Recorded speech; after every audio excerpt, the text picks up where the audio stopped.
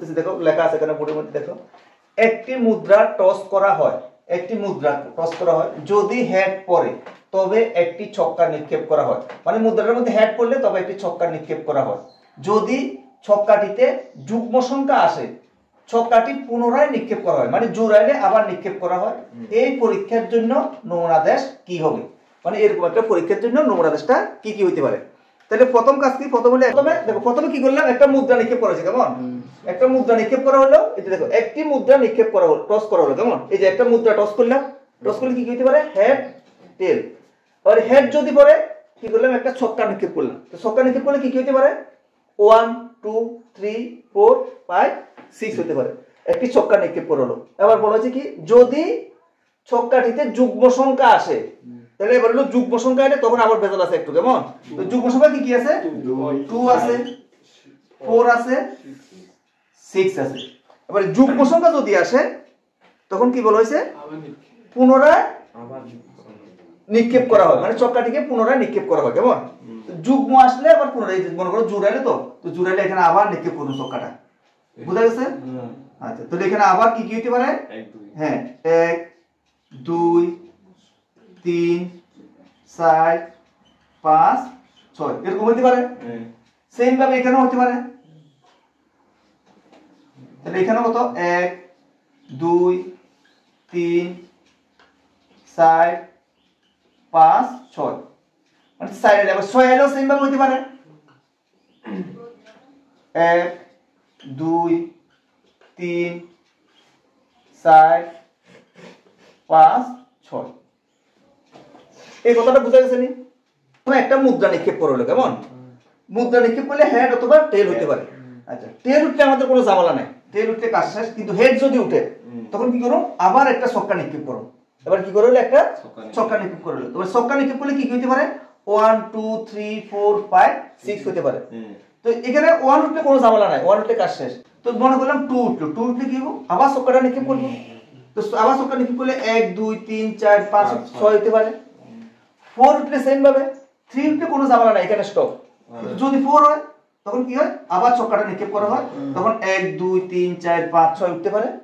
Same ভাবে 5 উঠলে কোনো ঝামেলা নাই, 5 উঠলে এখানে কাজ শেষ। কিন্তু যদি 6 উঠে আবার 6 টা নিক্ষেপ করা হয়, 1 2 3 4 5 6 আবার উঠতে পারে, কেমন এরপর আর নিক্ষেপ করছে না, এখানে 3 বার কাজ চালাচ্ছে, তাহলে কয়বার, একবার 2 বার 3 বার, কেমন 3 বার কাজটা এভাবে চালিয়ে গেছে, কেমন। এখন বলা হয়েছে কি, এই পরীক্ষার নমুনাদেশ কি কি হতে পারে, মানে এটার এই যে পরীক্ষাটা করলাম এটার নমুনাদেশ কি কি হতে পারে, কেমন তাহলে অন্য একটু লেখো নমুনাদেশ। তাহলে সুতরাং নমুনাদেশ মানে কি কি ঘটনা ঘটতে পারে, নমুনাদেশ মানে কি, এখানে কি কি ঘটনা ঘটতে পারে। যেমন প্রথমে কি, এখানে টেল একটা উঠতে পারে, কি হতে পারে, টেল, তাহলে টেল লিখলাম কমা। আচ্ছা, তোমরা টেল না লিখে তোমরা হেড তো লিখতে পারতাম, কিন্তু হেড লিখছি না, কেন হেড লিখছি না, কারণ হেড উঠলে কিছু ঘটনা আছে, কেমন এই কারণে প্রথমে কি লিখলাম টেল। আচ্ছা, টেল উঠলো, টেল উঠলে কোনো কাজ নাই, তাহলে টেল একটা নমুনাদেশ হতে পারে, তাহলে ঘটনা এখানে শেষ। কিন্তু যদি হেড উঠে, মনে করলাম হেড উঠলো, কেমন হেড উঠে কি করতে হবে, হেড উঠে তো এখানে স্টপ না, কিন্তু হেড উঠে কি করতে হবে, আবার ছক্কা নিক্ষেপ করতে, ছক্কা নিক্ষেপ করলে আবার কি হতে পারে, 1 হতে পারে, হেডের সঙ্গে কি হতে পারে, 1 হতে পারে, হেডের সঙ্গে আর কি হতে পারে, 2 হতে পারে, কিন্তু 2 হলে তো আর ভেজাল আছে, তো 2টা আমরা পরে লিখতেছি। এরপরে কি হতে পারে, 3 হতে পারে, তাহলে মনে করেন হেডের সঙ্গে 3 উঠলো, 3 উঠলে এখানেও কাজ শেষ। আবার হেডের সঙ্গে কি হতে পারে, 4 হতে পারে, 4টা লিখলাম না, 4 উঠলে আরো কাজ আছে, কেমন কিন্তু হেডের সঙ্গে আবার কি হতে পারে, 5 হতে পারে, তাহলে হেড 5। এই যে দেখো এখানে 2 4 6 এগুলো কিন্তু লিখছি না, কিন্তু কেন লিখছি না, কারণ যুগ্ম সংখ্যা উঠলে আবার কাজ আছে, তো যেগুলো উঠলে কাজ বন্ধ, যেমন হেডের সঙ্গে 1 উঠলো তাহলে কাজ এখানে শেষ, হেডের সঙ্গে 3 উঠলো কাজ এখানে শেষ, হেডের সঙ্গে 5 উঠলে কাজ এখানে শেষ। আচ্ছা, মনে করলাম হেডের সঙ্গে 1 উঠলো 3 উঠলো 5 উঠলো, কিন্তু যদি এটা না উঠে, যদি এরকম হয় হেডের সঙ্গে যদি 2 উঠে, আবার 2 উঠলে কি আমাদের কাজ শেষ নেই, না 2 এর সঙ্গে আবার কি হতে পারে, 2 এর সঙ্গে 1 2 3 4 5 6 হতে পারে, 2 এর সঙ্গে এগুলো হতে পারে তো, হ্যাঁ তাহলে এবার লেখো এখানে, তাহলে 2 এর সঙ্গে কি হতে পারে, 2 এর সঙ্গে 1, ঠিক আছে, কমা হেড 2, 2 এর সঙ্গে আবার 2 হতে পারে, হেড 2, 2 এর সঙ্গে 3 হতে পারে, বুঝতে পারছেন কথাটা। আবার হেড 2 এর সঙ্গে কত হতে পারে, 2 হতে পারে, 3 হতে পারে, আবার 4 হতে পারে, আবার হেড 2, 2 এর সঙ্গে আবার 4 লিখলাম, তারপরে কত 5 হতে পারে, 2 6 হতে পারে। আর কিছু হইতে পারে 2 এর সঙ্গে না, কথাটা বুঝে গেছে নি? আচ্ছা সেম ভাবে যদি 4 উঠে, 3 উঠলে তো কাজ শেষ, আমরা এখানে লিখছি কেমন? যদি 4 উঠে তাহলে কি লিখতে পারি? হেড 4, 4 এর সঙ্গে কি কি হইতে পারে?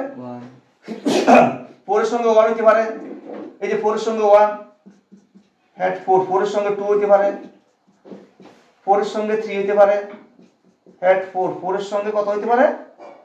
5 হইতে পারে, এই 4 হইতে পারে, 4 এর সঙ্গে 5 হইতে পারে, 4 এর সঙ্গে 6 হইতে পারে। এতটুকু বুঝা গেছে নি? আচ্ছা এবার দেখো যদি 5 উঠে তাহলে 5 উঠলে কত? হেড এর সঙ্গে 5 হইতে পারে, 5 উঠলে আর কোনো যাবে না, কারণ 5 এর সঙ্গে আর কোনো কিছু ওঠার সম্ভাবনা নাই, কারণ এখানে স্টপ। কিন্তু যদি 6 উঠে তাহলে কি কি হইতে পারে? 1 হেড এর সঙ্গে 6 উঠে, তাহলে 6 এর সঙ্গে কত? 1 হইতে পারে, 6 এর সঙ্গে 1 হইতে পারে, 2 6 এর সঙ্গে 2 হইতে পারে, 6 এর সঙ্গে 3 হইতে পারে, 6 এর সঙ্গে 4 হইতে পারে, 6 এর সঙ্গে 5 হইতে পারে, 6 এর সঙ্গে 6 হইতে পারে। এতটুকু বুঝছো তো?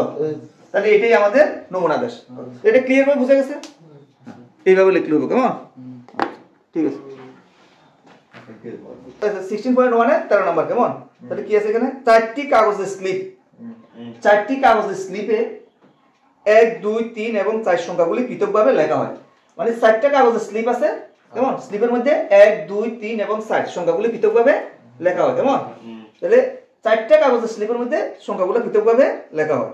স্লিপগুলি একটি বাক্সে রাখা হয়। এই যে স্লিপগুলো আছে সেগুলো একটা বাক্সের মধ্যে রাখা হলো কেমন? একটি বাক্সে রাখা হয় এবং পুঙ্খানুপুঙ্খভাবে মিশ্রিত করা হয়, মানে এগুলো ভালোভাবে মিশ্রিত করা হলো কেমন? এগুলো ভালোভাবে মিশ্রিত করা হলো, এটা বলা হলো পুঙ্খানুপুঙ্খভাবে। পুঙ্খানুপুঙ্খভাবে মানে কি? ভালোভাবে মিশ্রিত করা হয়। এক ব্যক্তি বাক্স থেকে 2টি স্লিপ পরপর প্রতিস্থাপন ছাড়া তুলেন, মানে এখান থেকে 2টা স্লিপ তুললো কেমন? মানে 2টা স্লিপ, প্রথমে একটা তুললো তারপর আরেকটা তুললো, 2টা স্লিপ প্রতিস্থাপন ছাড়া তুলেন। প্রতিস্থাপন ছাড়া তুলেন মানে কি? মানে এই স্লিপটা তুললো তো, তোলার পরে এটা আবার ঢুকেছে না আর কি কেমন? আচ্ছা প্রতিস্থাপন ছাড়া তুলেন। পরীক্ষার নমুনাদেশটি বিবৃতি করো। এখন পরীক্ষার নমুনাদেশ কি কি হইতে পারে কেমন? তাহলে কি বলেছে এখানে? একটি বাক্সের মধ্যে 4টা স্লিপ আছে কেমন? একটি বাক্সের মধ্যে 4টি স্লিপ আছে। কথাটা বুঝা গেছে? একটি বাক্সের মধ্যে 4টি স্লিপ আছে। তো স্লিপগুলো ভালোভাবে মিশ্রিত করা হলো। এখানে স্লিপগুলো কি করলে? ভালোভাবে মিশ্রিত করা, মানে পুঙ্খানুপুঙ্খভাবে মিশ্রিত করা হলো। করার পর এখান থেকে 2টা স্লিপ পরপর তোলা হলো কেমন? প্রথমে একটা স্লিপ উঠাইলাম, তারপর আরেকটা স্লিপ উঠাইলাম, পরপর তোলা হয় কেমন? এখন বলা হলো কি এর নমুনাদেশগুলো কি কি হইতে পারে? পরপর স্লিপগুলো যদি তুলি তখন নমুনাদেশগুলো কি কি হইতে পারে? তাহলে আমরা এই যে বাক্সটা দেখাইলাম কেমন? এখানে হলো বক্স যেটা আছে, বক্সের মধ্যে 1 2 3 4 এই 4টা স্লিপ আছে কেমন? তো এই স্লিপগুলো আমরা পরপর উঠাবো কেমন? পরপর কয়টা স্লিপ উঠাবো? এখানে দুইটা স্লিপ উঠানো হবে কেমন? তাহলে আমরা প্রথমে মনে করো 1 স্লিপটা উঠালাম, 1 উঠতে পারে, 2 উঠতে পারে, মনে করো প্রথমে 1 উঠালাম কেমন? তাহলে 1 যদি উঠাই, 1 এর সঙ্গে কি কি হইতে পারে? 1 এর সঙ্গে 2 হইতে পারে, ঠিক আছে? 1 এর সঙ্গে 3 হইতে পারে, 1 এর সঙ্গে 4 হইতে পারে। কথাটা বুঝছো তো? আচ্ছা 1 না উঠে যদি 2 উঠে, মনে করো 2 উঠলো, তাহলে 2 এর সঙ্গে 1 হইতে পারে, সেম ভাবে 2 এর সঙ্গে 3 হইতে পারে, 2 এর সঙ্গে 4 হইতে পারে, সেম ভাবে 3 এর ক্ষেত্রে হইতে পারে, 4 এর ক্ষেত্রে হইতে পারে। তাহলে আমরা নমুনাদেশগুলো কি কি লিখতে পারি কেমন? তাহলে লেখো নমুনাদেশগুলি হবে s ইকুয়াল টু, তাহলে আমরা প্রথমে 1 এর ক্ষেত্রে বিবেচনা করি কেমন? তাহলে কত? 1 2, মানে 1 এর সঙ্গে 2 হইতে পারে, 1 এর সঙ্গে 3 হইতে পারে, 1 এর সঙ্গে 4 হইতে পারে। সেম ভাবে যদি 2 হয়, 2 এর সঙ্গে 1 হইতে পারে, 2 এর সঙ্গে 3 হইতে পারে, 2 এর সঙ্গে 4 হইতে পারে। একই রকম ভাবে যদি আমরা লিখি 3 যদি প্রথমে উঠে, 3 এর সঙ্গে 1 হইতে পারে, 3 এর সঙ্গে 2 হইতে পারে, 3 এর সঙ্গে 4।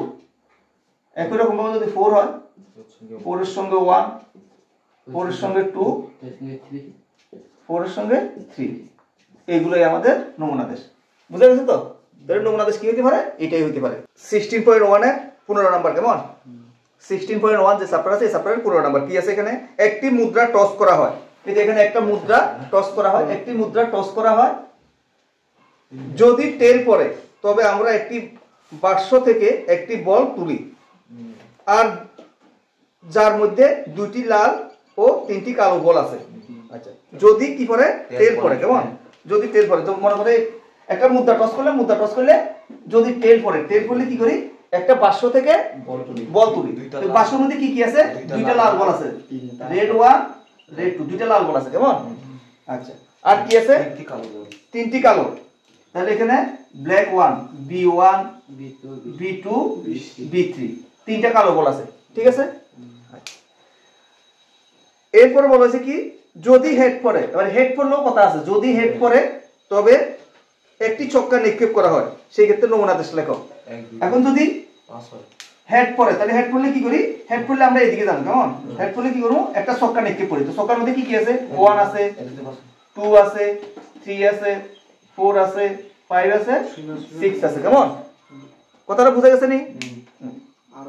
এখন নমুনা আদেশ লেখো। তাহলে আমরা প্রশ্নটা প্রথমে বুঝতে হবে। প্রশ্নটা কি বলেছে? একটি মুদ্রা নিক্ষেপ করা হলো। প্রথমে কি নিক্ষেপ করা হলো? একটা মুদ্রা। তো মুদ্রা নিক্ষেপ করলে কি কি হতে পারে? টেল হতে পারে, হেড হতে পারে। তো টেল হতে পারে, হেডও হতে পারে। এখন যদি টেল হয়, টেল হলে কি বলা হয়েছে এখানে? একটি বাক্স থেকে একটি বল তুলে হলো। বলগুলা কিরকম? বাক্সের মধ্যে কি কি বল ছিল? 2টি লাল বল ছিল, 3টি কালো বল ছিল, কেমন? যদি হেড উঠে, হেড উঠলে কি করা হবে? একটা মুদ্রা একটা ছক্কা গড়িয়ে দেওয়া হয়, কেমন? তো ছক্কার মধ্যে কি কি হইতে পারে? 1 2 3 4 5 6। এখন নমুনা আদেশগুলো তাহলে কি কি হবে? লেখো নমুনা আদেশ কি কি হবে, তাহলে লেখো কি? লেখো, কেমন? ধরি বাস্কের লাল বল R1 R2, লাল বলগুলো কি ধরলাম? R1 R2। এরপর লেখো বাস্কেট, এরপর কি বল আছে? কালো, কালো বল B1 B2 B3, এটা ধরে নিলাম, কেমন? তাহলে কালো বলগুলোকে ধরলাম B1 B2 B3, আর লাল বলগুলোকে ধরলাম কত? R1 R2। তাহলে এবার লেখো সুতরাং নমুনা আদেশ। নমুনা আদেশ হবে S। নমুনা আদেশে কি লেখা হয়? S সমান সমান।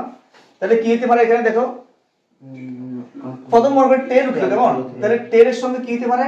টেলের সঙ্গে R1 হতে পারে, টেলের সঙ্গে R2 হতে পারে, টেলের সঙ্গে B1 হতে পারে, টেলের সঙ্গে B2 হতে পারে, ঠিক আছে? B1 B2, তারপরে টেলের সঙ্গে B3 ও হতে পারে, এটা হতে পারে। আবার সেম ভাবে হেড যদি উঠে, কেমন? টেলের সঙ্গে তো আর কিছু হওয়ার সম্ভাবনা নাই তো। আচ্ছা, যদি হেড উঠে তাহলে হেডের সঙ্গে কি হতে পারে? হেড 1 হতে পারে, হেডের সঙ্গে ওই যে ছক্কার 1, হেডের সঙ্গে 2 হতে পারে, হেডের সঙ্গে 3 হতে পারে, হেডের সঙ্গে 4 হতে পারে, হেডের সঙ্গে 5, হেডের সঙ্গে 6, এগুলো তো হতে পারে। এর বাকি আর কোনো সম্ভাবনা আছে নি? নাই। এটাই আমাদের নমুনা আদেশ। বুঝা গেছে তো? এটাকে বলা হয় নমুনা আদেশ।